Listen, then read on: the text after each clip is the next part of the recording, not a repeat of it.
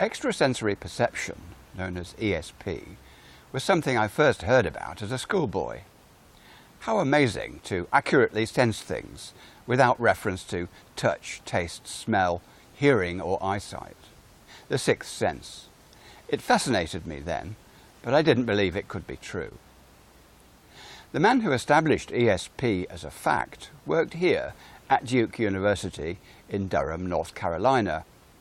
He was an American botanist who founded parapsychology as a branch of psychology. Dr. J.B. Rhine used to conduct endlessly repeated guessing games with sets of 25 cards with symbols on them, known as Zener cards. Each time, the experiments adhered to scientific protocols, and the research went on for years. Getting subjects to guess the shape of a Zener card from a shuffled pack, he would calculate the statistical odds against chance when participants consistently predicted which cards were on top of the pack. But while quantitative analysis proved that ESP existed, and the odds were thousands, millions, and even billions to one against chance, what a boring way to find out. And all this effort did not even prevent the Wikipedia skeptics from writing in reference to ESP, and I quote, "Parapsychology has been criticized for continuing investigation despite being unable to provide convincing evidence for the existence of any psychic phenomena after more than a century of research." Well, I say, come on, skeptics. Ignorance, prejudice, and distortion simply will not do. Even people with exceptional faculties found their ability to predict the right Zener cards began dropping off, since these repeated card games were so monotonous. But if you want to find out more about Rhine's work, you might want to consult a book written by his daughter, the director of the Rhine Research Institute. Written with Michael Schmicker, Dr. Sally Rhine Feather's book is entitled The Gift, The Extraordinary Paranormal Experiences of Ordinary People. At the University of Utrecht, the largest university in Holland, a more interesting approach was adopted by parapsychologist Professor Wilhelm ten Haaf. He preferred studying clairvoyance with talent. He wanted to find out exactly what they could or could not do when emotionally involved in a project. He studied 47 of them, regarding them as better subjects than the university students Dr. Rhine used for his experiments. Ten Haaf employed careful scientific protocols, and his star performer for 40 years was Gerard Croiset. And here I have to make a confession. I've known about this man for over 10 years, and in my head I've always pronounced his name Gerard Croiset. His name looks to be French, and I thought French pronunciation to be appropriate. But he's not French, he's Dutch, and on checking this point before I made this presentation, I discover his name should actually be pronounced Gerard Croiset. I hope I haven't got that wrong, and after so many mistaken years, this new name doesn't actually sit comfortably with me. And while it's confession time, I'd better explain this program's title, The Flying Dutchman. Originally, this name referred to the captain of a legendary ghost ship that could never make port and was doomed to sail the oceans forever. I use this name for Croiset because he seems able to fly anywhere in time or space to find information and solve mysteries, a true clairvoyant. Like the famous medium Eileen Garrett, who founded the Parapsychology Foundation in New York, Croiset could also see the past, present, and the future simultaneously in his mind's eye. Like a primitive, he perceived images rather than words, describing the pictures appearing to him in words subsequently. Often this was helped by psychometry. When he held objects or photographs, he could sense their history and see their location at times past or even in the future. And he used this facility to help the police and public. He found many missing persons, even people thousands of miles away. He could say whether they were alive or dead, drowned or murdered. He was proud of what he could do, and he was immodest about it. "I am the great Croiset," he would declare. But neither he nor Professor ten Haaf ever claimed to be infallible, and being public-spirited, Croiset never charged for his services. As a psychic detective, he had many successes and some failures, and these were documented by the professor. Needless to say, the miserable Wikipedia account of him does a thorough hatchet job on his abilities and profession. What a surprise. Croiset died in 1980 and Professor Tenhalf in 1981. And in the latter years of their relationship, Croiset's reputation was damaged by several well-publicized failures. But it was only after both were past defending themselves that skeptics tried seriously to denigrate their achievements.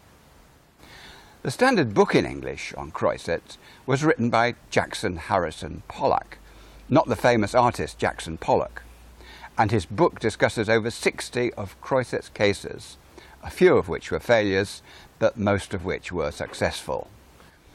As the initially skeptical Pollock says, "What I saw, heard, checked and double-checked during the past 4 years couldn't all be coincidence. If I had not eyewitnessed some of the Dutch sensitive's fantastic feats, I probably would have remained a disbeliever." Gerard Croiset was a complex character. He was of average height and build, with chiselled features, penetrating eyes, a youthful outdoor complexion, and a shock of straggly auburn hair. The story goes that after an unhappy childhood and an education that left much to be desired, he tried numerous jobs.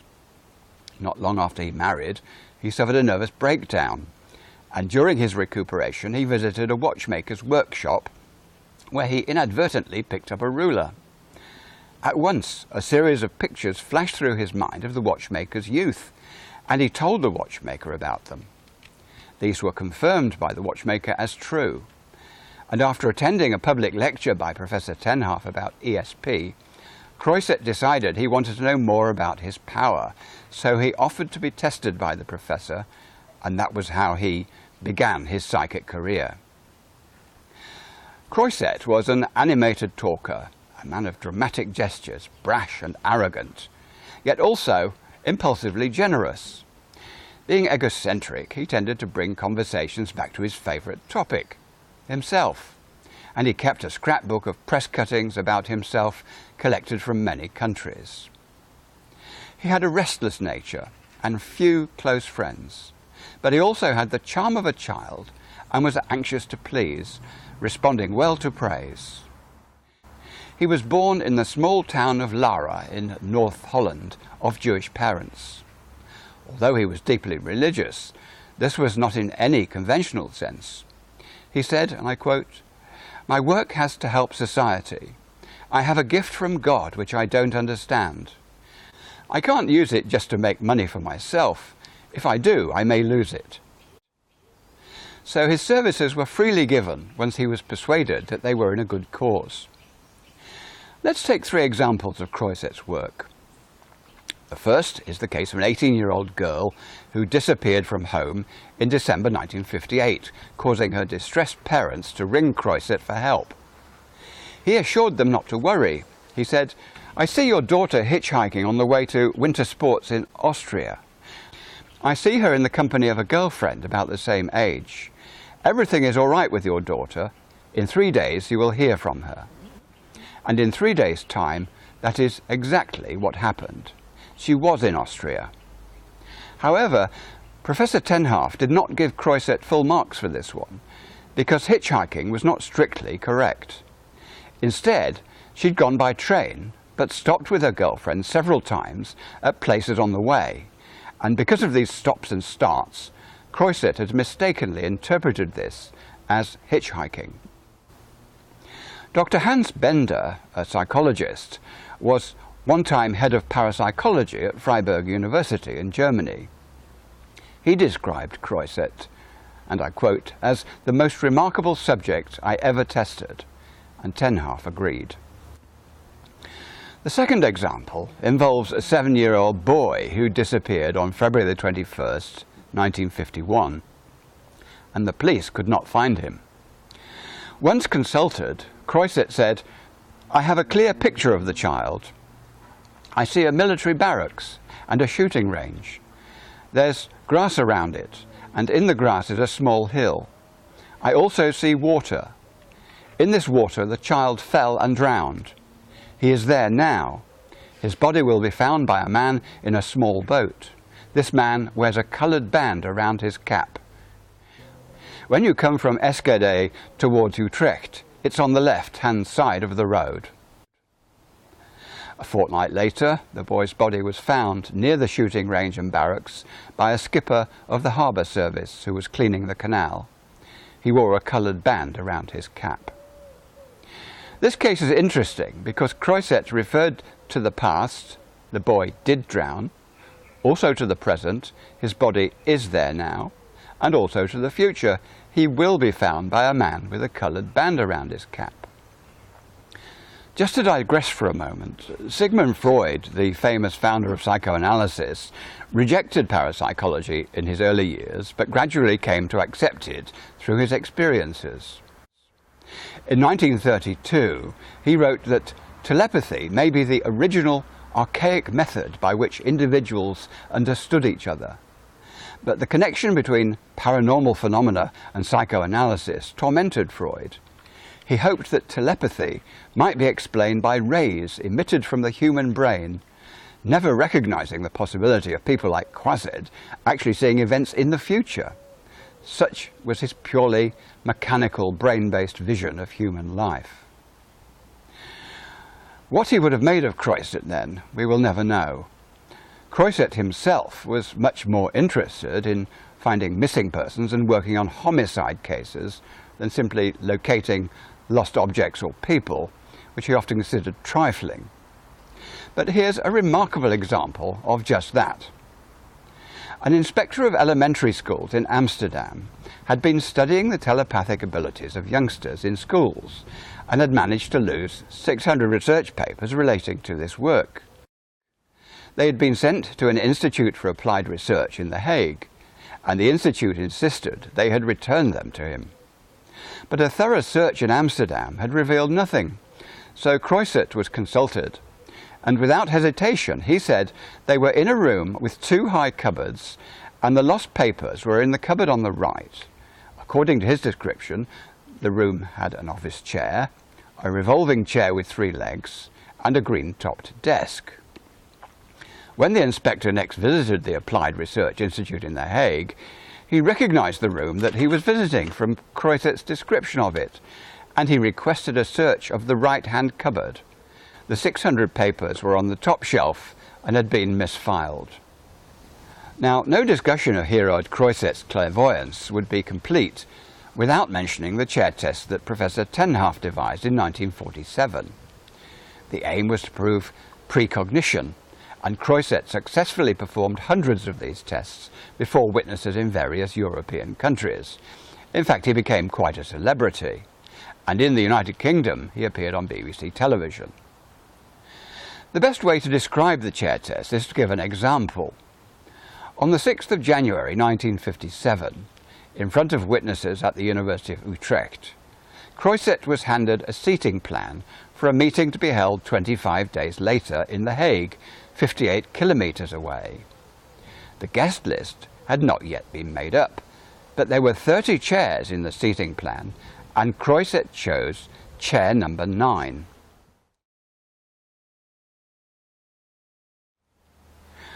Asked who would be sitting in that chair on the night, Croiset handled the chart and then began talking into a tape recorder with his impressions. He said that a cheerful, active, middle-aged woman would sit in chair number 9 as she was interested in caring for children. He said that between 1928 and 1930, she used to walk between the Kurhaus and Strasburger Circus in the seaside town of Scheveningen. He claimed that when she was a little girl, she had many experiences where there was cheese making. He saw a farm on fire and some animals burned to death. He mentioned 3 boys, one with a job overseas in a British territory. He alleged she'd been looking at a picture of a Maharaja. He wondered if she experienced a strong emotion about Verdi's opera Falstaff and thought it may be the first opera that she'd ever seen.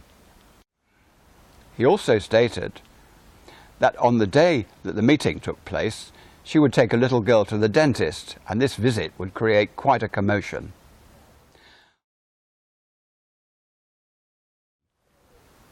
Altogether, there were 12 detailed statements. I've only mentioned 7 of them, but they were all transcribed and sealed into an envelope. The following day, the host of the meeting was told she could now go ahead and issue 30 invitations. On the night of the meeting, a procedure was used with random cards to ensure that participants sat in the seats randomly allocated to them. They were each given a copy of Croiset's statements and asked to check if any applied to them, and only after this had been carried out did Croiset enter the building, thus precluding his influence upon the process of seat selection. The woman in seat number 9 was asked if any statements applied to her, and she agreed that many of them did. Virtually none of the statements applied to the other 29 people. Later, this woman was interviewed, and the accuracy of Croiset's statements was deemed to be remarkable. This is what she said of herself. She was active, vivacious and 42, with an interest in childcare. When her father came home on leave from abroad, he took her walking in Scheveningen, near where Croiset had outlined. As a child, she often visited farms, producing butter and making cheese. Once on a farm, she witnessed a horse killed by lightning and was profoundly affected by it. This wasn't quite the same as Croiset's statement of her seeing animals burned in a fire.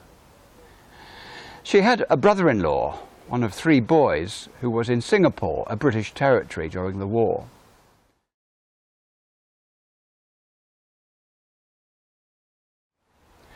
A few days before the meeting, she'd seen a picture of a yogi and had had a conversation with her son about it. This seemed the nearest fit to Croiset's reference to a Maharaja. And with regard to the opera Falstaff, it was the first opera she had sung as a professional opera singer, and she had fallen in love with the tenor in it. With regard to the visit to the dentist, she had indeed taken her little daughter on that very day to deal with a cavity. The child found the visit frightening and painful. There was much more evidence I've not given in this chair test, but it's clear that Croiset had remarkable clairvoyant ability. And how on earth did he know that a woman, not yet invited to a meeting, would not only attend, but sit in chair number 9, quite apart from the other details he knew about her? It was the Nobel Prize-winning Dr. Croiset, the director of the Metapsychic Institute in Paris, who said, "Premonition is a demonstrated fact, a strange fact, a paradoxical fact with an absurd appearance, but one is forced to admit its existence." It was Croiset who coined the term the 6th sense, which we mentioned earlier, and Croiset clearly provided a first-rate example of it. If we also take into account the many instances where he was a successful psychic detective concerned with theft, murder and missing persons, it's not surprising that a quotation from Shakespeare comes to mind.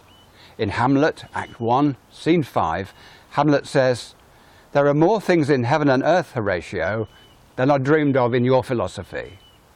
And I think this applies especially to those who prefer to dismiss the phenomenon known as Gerard Croiset, rather than accept that the world is far different from how it appears on the surface, and far different from how we understand reality, just with our 5 physical senses. Thank you for listening.